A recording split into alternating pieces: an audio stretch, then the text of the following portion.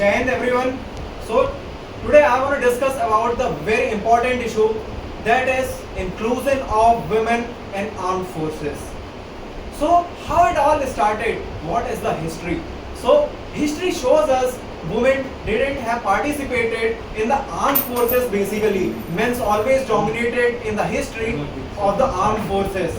But later on, world grows up and women also take parts and achieve various success that we have seen in recent time, that in Operation Sindoor, two of our women officers, Colonel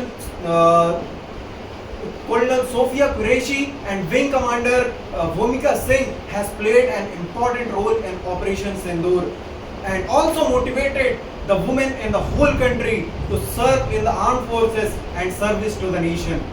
So how it all started, how the inclusion of women in armed forces started.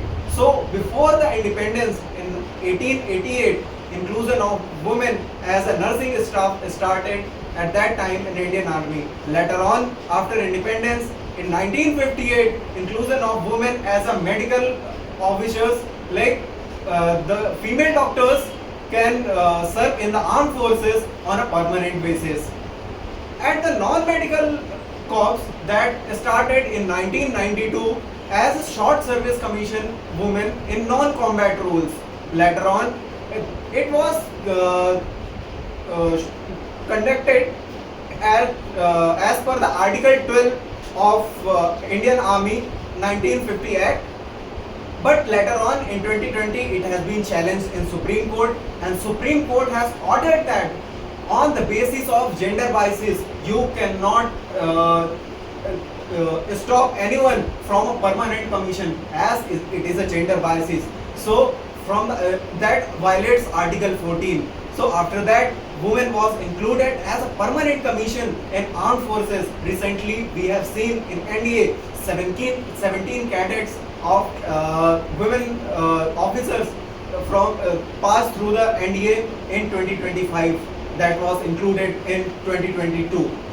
So after that, there are lots of things are going to be happen, but there are still some of the shocking data are there, like women in Indian armed forces, after all it's only 4% of the all army strength, and in paramilitary compared to 16% of US, and as per the paramilitary there is only 2%, and there is a shocking data of the overall societies of 40% societies are women. That shows the lack of infrastructure and the training. So we need to give a proper training and increase the infrastructure.